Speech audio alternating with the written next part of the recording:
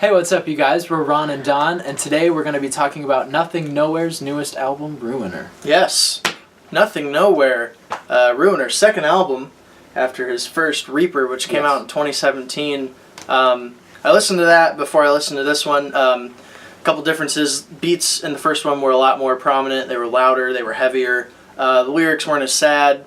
Overall, I kind of liked it. But yeah, moving on to this album, though, it was kind of a mixed bag for me. Yeah, I enjoyed this album a lot. It's kind of an emotional roller coaster listening to it, but like I really like what he's talking about throughout this album. And I like the message of it. But. Yeah, a track that really stuck out to me on here was Better. On this one, his vocals are the main force here. They're very rough. Kind of remind me of Chester Bennington from Linkin Park a little bit. Mm-hmm. Not too much, but just a little bit. And the instrumental was pretty good too. Yeah. Just his vocals in general had a really nice touch to it. So. Yeah. And then a thing that is... Well, let me just go back to the first track here on it. Reminiscer. So the first thing I noticed is that the beats take a back step. And he really pushes that guitar sound, that really clean, atmospheric guitar sound. It's in like basically every song, probably not Hammer. Yeah. But it's basically in every song, and it's kind of a negative for me because it just feels like it's looped. I don't really see a difference between the tracks because of that, and because the beats are kind of all the same too. On Reaper, his beats were a lot more different and a lot more diverse, but on this one they're kind of all the same because he lets those guitars take the forefront. Yeah, I like the guitars he adds in it. It does feel like they're looped, but I like, you can tell, but you can't at the same time because you're like focused on the lyrics. You're focused on a lot of different things in it. But I don't think they're like it's a bad thing. But yeah, if there was just a little more happening with the guitars, it'd be a little bit better. Yeah, but a little more with guitars and beats. But one song that I found that stuck out to me on this album was Hammer. Mostly just because the rest of the album is super sad, super emotional, just super sad boy lyrics and all this stuff. But then you get to Hammer and he's like bragging about, all this stuff he has, and it's kind of nice. Usually I don't like to hear people brag, but just because of all the sad stuff going on the album, this just feels like a good change of pace, and the guitars are kind of out and it's more beat focused, and it's just really nice. Yeah. I really enjoyed the song Ruiner. I really liked the guitar that was playing in this one, and the lyrics in this song is really strong and powerful, and it's just in a really emotional song, and he does a really good job with that. Also, Sayer, the chorus of this one blew me away. I really liked it, and again, he does repeat lyrics in this one, but I like it because you can really hear the emotion in his voice when he's singing and rapping in this one, which... Again, he does a really good job of like getting his emotions out throughout this whole album, and it's if you don't want to feel sad, wouldn't recommend listening to this album. But it's a nice.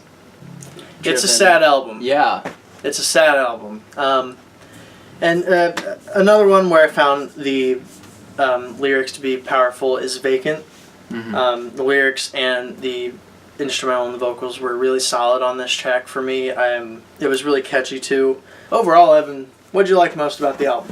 I definitely liked the fact that it was an emotional record, and I liked his flow during throughout this album, and his vocals were great.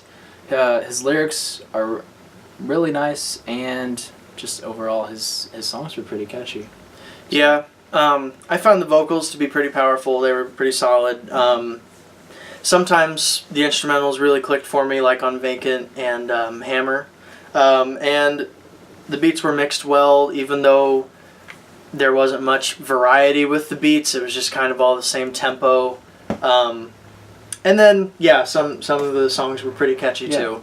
But dislikes, though, there just wasn't much to the album. Like, a lot of emotion, a lot of vocals, but instrumentally, just not much to keep me interested the whole time. I found myself getting bored, probably on Rejector and down, until like Vacant came around. Really? Yeah, I didn't mean for that to rhyme, but it did. But yeah, and the guitars just felt like they were just on this loop that would never end or would never change, and I got kind of tired of that. Yeah. And most of the songs all had that same structure, which you should know by now. I don't dig that. Not at all. So picky about that, I'm but pretty picky. it's okay. For me, yeah, the guitars did loop. I wish there was a little bit more to that. But again, I don't find that personally as like a huge negative. But overall, I really enjoyed this album a lot. Yeah. Yeah. I think if you're a big fan of, I wouldn't say rap, because if you're a big fan of rap, you wouldn't like this, I don't think. If you like emo music, and you like when they sing on the metalcore music, you'd like it, I think. Yeah. If you like Linkin Park, modern day Linkin Park, you'd like it. Yeah. It's got a lot of different influences. Yeah. But if you're picky about your music, you won't really care for it. If you don't care, maybe you will. because I gave this album a B+ when I was listening through it, because there wasn't a bad song on this album to me. I enjoyed a lot of them, and a lot stood out to me through all of them, besides the fact that, yeah, the guitar's looped. But I just enjoyed this record a lot. Yeah, I'd probably give it a C. Nothing really sticks out to me. But that's just personal differences, I guess. Yeah. So, yeah, well, that's that. Catch us next time. Thanks for watching.